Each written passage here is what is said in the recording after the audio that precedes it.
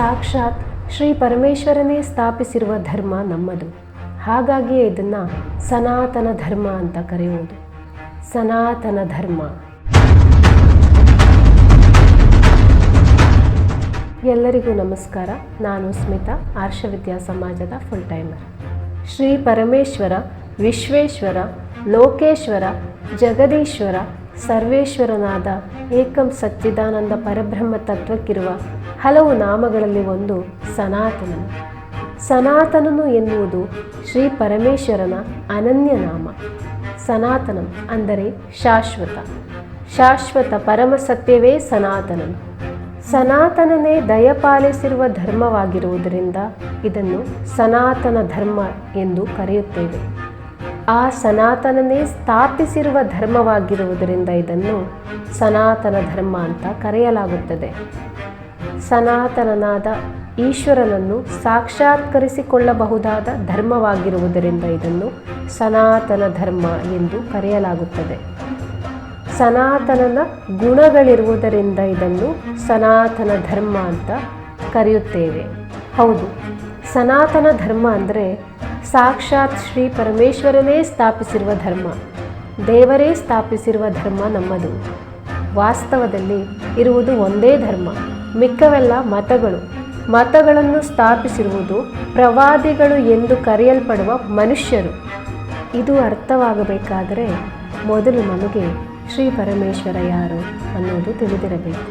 ಶ್ರೀ ಪರಮೇಶ್ವರನಿಗೆ ಶರೀರವಿಲ್ಲ, ಅಂದರೆ ಅವನು ಅಕಾಯ ಅಲ್ಲದೆ ನಿರಾಕಾರ. ಹೌದು, ರೂಪಗಳಿಗಿಂತ ಅತೀತನಾದವನು ಶ್ರೀ ಪರಮೇಶ್ವರ. ಹಾಗೆಯೇ ಅವನಿಗೆ ಅವಯವಗಳಿಲ್ಲ. ಆದ್ದರಿಂದ ಶ್ರೀ ಪರಮೇಶ್ವರನನ್ನು ನಿರವಯವ ಎಂದು ಕರೆಯಲಾಗುತ್ತದೆ. ಇದರ ಜೊತೆಗೆ ಎಲ್ಲ ಗುಣಗಳಿಗಿಂತ ಅತೀತನಾಗಿರುವವನು ಶ್ರೀ ಪರಮೇಶ್ವರ.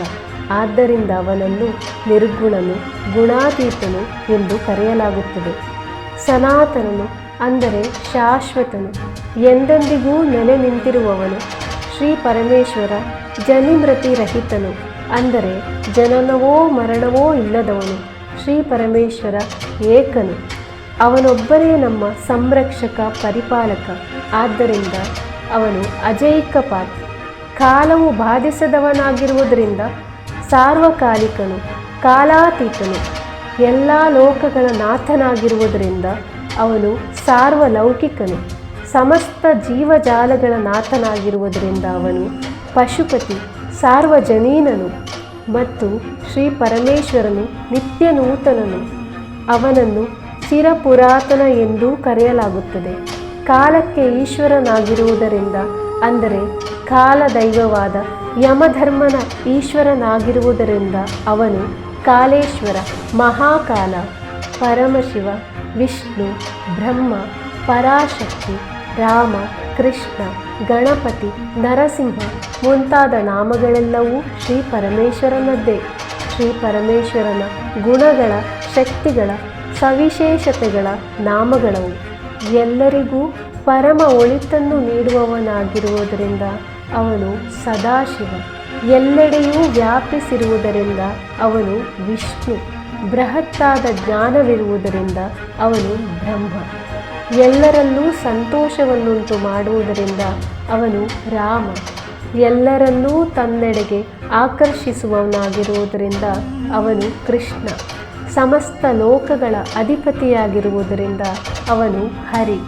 ದುಃಖ ಪಾಪಗಳನ್ನು ನಿವಾರಿಸುವವನಾಗಿರುವುದರಿಂದ ಅವನು ಹರ.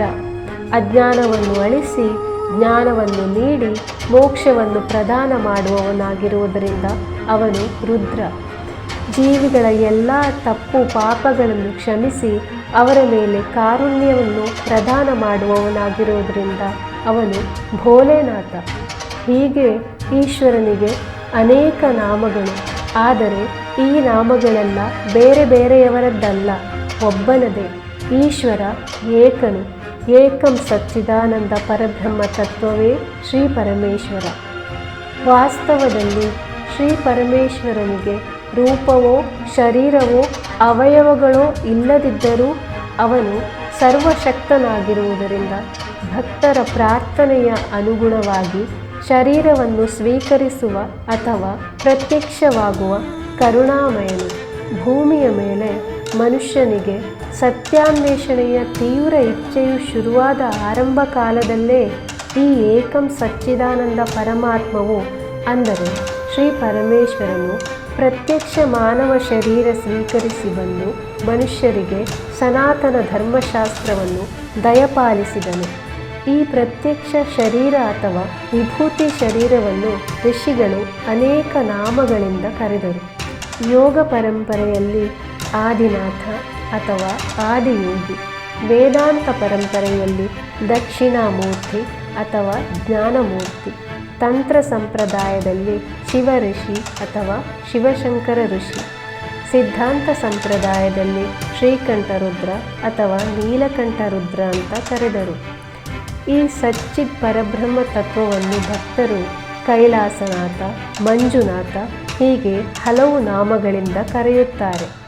ಅಂದರೆ ಸಾಕ್ಷಾತ್ ಶ್ರೀ ಪರಮೇಶ್ವರನೇ ಪ್ರತ್ಯಕ್ಷ ಮಾನವ ಶರೀರ ಸ್ವೀಕರಿಸಿ ಆದಿನಾಥನಾಗಿ ಬಂದು ಆರಂಭಿಕ ಋಷಿಗಳಿಗೆ ಮಹಾಜ್ಞಾನವನ್ನು ನೀಡಿ ಮೊದಲ ಗುರುವಾಗಿ ಗುರು ಪರಂಪರೆಗಳನ್ನು ಸ್ಥಾಪಿಸಿದರು. ನಂತರ ಅಂತರ್ಜ್ಞಾನದ ಮೂಲಕವೂ ಸನಾತನ ಧರ್ಮಶಾಸ್ತ್ರವನ್ನು ಕಾರುಣ್ಯಪೂರ್ವಕವಾಗಿ ಧಾರೆ ಎರೆದರು.